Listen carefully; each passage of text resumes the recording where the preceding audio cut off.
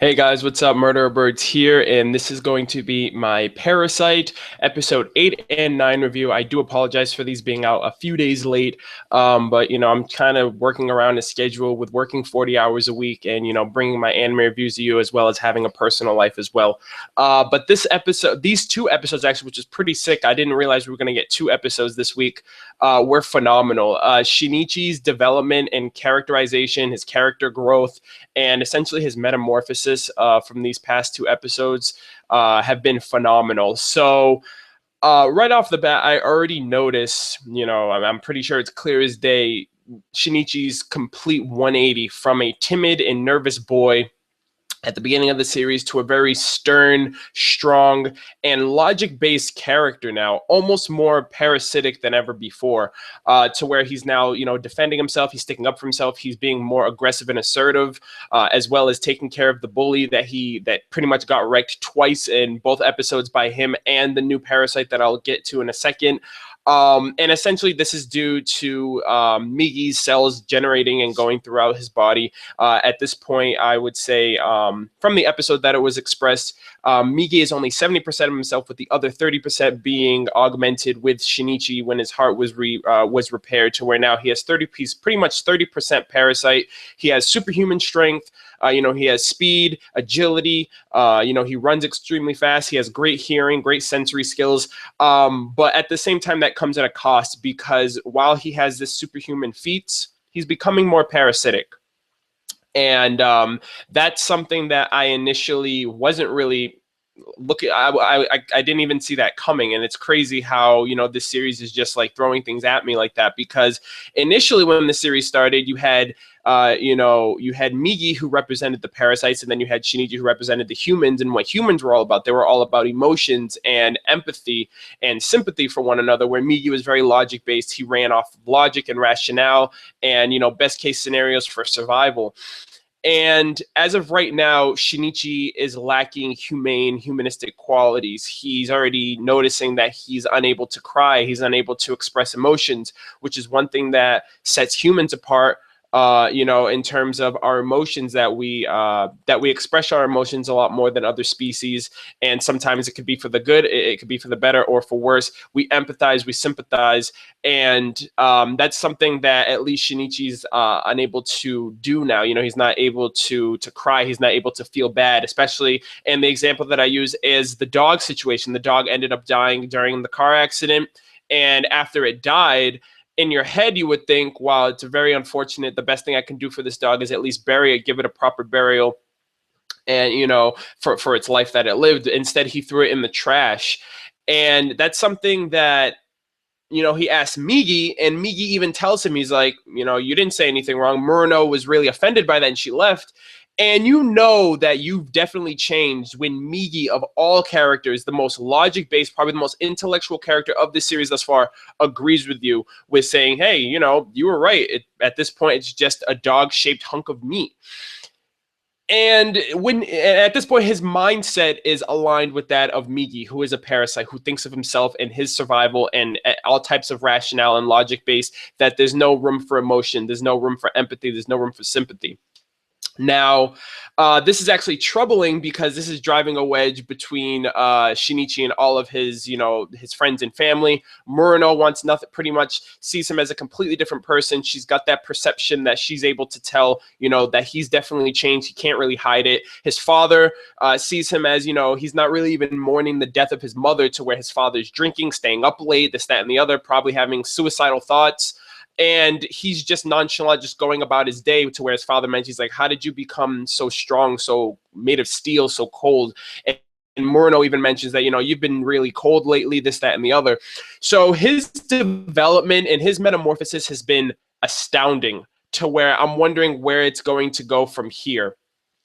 Kana has also been expressed in these episodes as of late, with her ability to pretty much have a parasite sense. She's able to sense parasites, to where I feel like she's going to essentially become a threat to the parasite race as the series progresses, to where she's able to sense Shinichi, and then she senses Hide, which is the new parasite that was introduced this episode. And he pretty much has his ideas of, okay, how is she able to sense me? She was sensing Shinichi. What's up with this? So I really did enjoy the first episode, episode 8 that we got, because that definitely gives us that foundation of Shinichi's not really humanistic. He's turning more into the sense of a parasite. And like I said, my initial prediction of the series was that Shinichi was going to essentially teach Migi, or through experience from Migi's relationship with Shinichi, he was going to end up establishing or developing emotions to where he's able to think like a human, to be able to take others' thoughts and feelings and emotions into consideration, and essentially develop emotions as a parasite, from learning from Shinichi. And that was going to be, something that would have been something that would expand over time, to where now Shinichi is becoming a parasite essentially overnight. So I'm wondering if the reciprocation of Shinichi being a human and becoming more parasitic is going to reflect in Migi, who is parasitic right now and becomes more humane as the series progresses. From there, we got introduced to a new parasite, Hide, who is basically, somewhat connections to Tamiya, Ryoko, and essentially he is tasked with scouting Shinichi, as he might be a threat to the parasite race, or he might be an asset that he's very intriguing in his whole ordeal of being a parasite and being a human with a parasite companion. And to me right now, obviously his initial agenda is to coexist with humans, which I feel like that's a bunch of bull. He's too violent. He eats humans. He changes his faces. He's obviously, he has a hidden agenda with scouting Shinichi, learning more about Migi and stuff like that. And as well, we got a little bit of, I guess you would say, detail in terms of the parasite's overall goals. There was a scene with Tamiya with another parasite, I'm assuming, that she essentially questions, what are the parasite's purpose? And the person that I'm assuming is the higher up replied with saying that their goal essentially is to purge the toxins of the world, essentially purging the world of humans. Now, this brought up an interesting concept in my mind. For any of you who are familiar with the movie The Day the Earth Stood Still, preferably with Keanu Reeves, it is a movie based on, this alien species who comes to planet Earth with a goal of wiping out humanity to preserve the planet itself for its rare ability to sustain complex life, like humans, animals, etc. And through human activities, the planet is slowly dying, to where they have to eradicate and purge the world of humans to where the planet can sustain and start anew. I feel like that's essentially the same exact concept. You have these parasites who are coming from wherever the hell they're coming from, and they're just tasked with just like eating humans. I don't know if it's eating humans or life in general, because you had parasites, their goal is for the human brain. So I can understand if there are some who are defected to where you had the dog in episode 1 or 2 who was eating another dog, but these parasites who are humans are eating other humans and essentially purging the species as a whole. So I'm wondering if that's the directive that that Madhouse is going in, or the series itself is going in, with the overall concept of the parasites, where they came from, their initial goal, and how they're essentially spreading like wildfire, and how they're going to essentially reach that goal with taking care of humans. I just thought that was a very interesting concept, because it instantaneously reminded me of The Day the Earth Stood Still.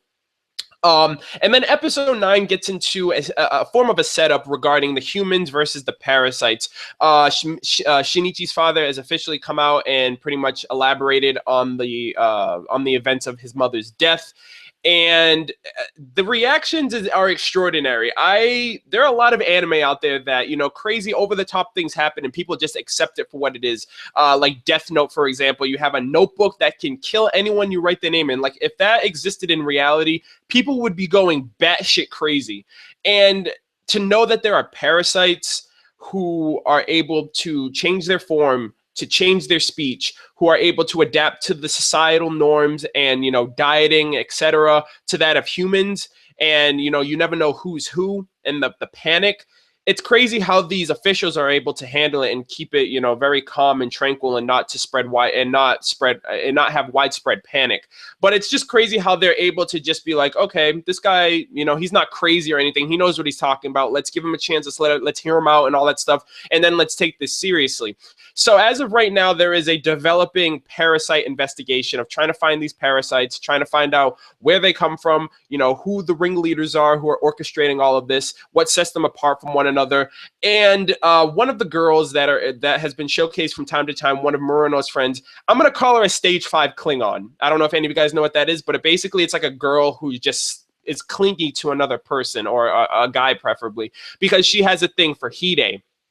Now, this chick is like on some next level shit. Like, she's behind the bushes, she's like hiding behind doors, she's always around him, and I don't know if it's because she's fixated on him, but eventually she slowly just, you know, is in the wrong place at the wrong time, because she finds out through drawing his face, through getting his facial features, through hearing a little bit of stuff from her friends, like, oh, maybe he's got a different face. She saw the injury with the baseball that pretty much destroyed like half of his head, and it just regenerated like it was nothing.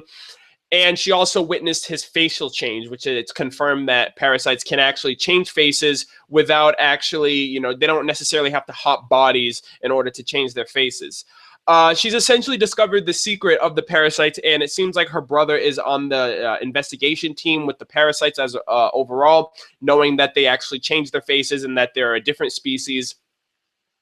And at this point, she is a detriment to the parasite race, because these parasites already know that they have already been out of line. They haven't been as discreet as they should be. And at this point, they're going to essentially be tracked down and hunted to where, you know, it's kind of funny when you think about it too, because you have former parasites like A, and then you have Hide, who pretty much underestimate humans. You know, you had A, who underestimated the cooperation between Migi and Shinichi, the power, the resolve of humans who are able to do what they got to do to get things done. And then you have Hide, who's just nonchalantly going about his day, not watching his surroundings, and essentially being caught to where now he's backed in a corner with this girl. And this girl's a fucking idiot. Like, I'm just going to come out and say it. How the hell are you going to, you know, confront someone that you think is another species, someone who's been killing, and that there have been mass mincemeat murders, and you're just going to confront them in a room by yourself? This guy's, you know, transforms, his face, you know, his face comes out. He's got like a guillotine kind of thing going. It's not a guillotine, but he's got a kind of like a swing blade thing going on. Like, he's about to devour your ass. And, you know, she's just there with a bottle, which I'm assuming it's like acid or something like that, something that's obviously going to help her. She was in the art class, so I'm assuming it's some type of property that's going to protect her if it ends up coming through. But yeah, like a crazy amount of shit that's happening. She's a dumbass for that. And I don't know about any of you guys, but I died out laughing when it showed the very ending, the baka moment that Shinichi had when he realized, he sensed that that girl was in trouble and that Hide was about to pull some shit. Overall, phenomenal 2 episodes for this week. I do apologize for this being out late, but there is a lot of things that I'm really looking forward to. I'm wondering if Migi's going to get any type of personality, you know, changes to the fact that Shinichi's more of a parasite, you know, with each passing moment. Learning more about the overall goals, and if we're going to get any more higher up parasites who have the overall grand scheme for the entire species. Wondering what's going to be happening to Hide. Is he going to be getting into a full brawl fight with Shinichi next episode? How is they going to keep that under wraps, especially since it's in the school and Shinichi doesn't have the ability to change his face like Hide does? A lot of great things, a lot of things I'm looking forward to. This was a phenomenal 2-part episode. And I really do appreciate everybody, all you guys who have watched this this review, what you guys think about it. Be sure to thumbs up if you guys enjoyed. Leave me your thoughts on the episode, my review, your thoughts on the, you know, on anything that I missed out on or I didn't mention, or anything that I did mention. And also be sure to subscribe if you're new to my channel. I will try to be on time for Wednesdays. I do apologize. I've just been really hectic with my schedule, but that's all I've got. Thanks for checking out this video, and I will catch you guys on Wednesday. Take care.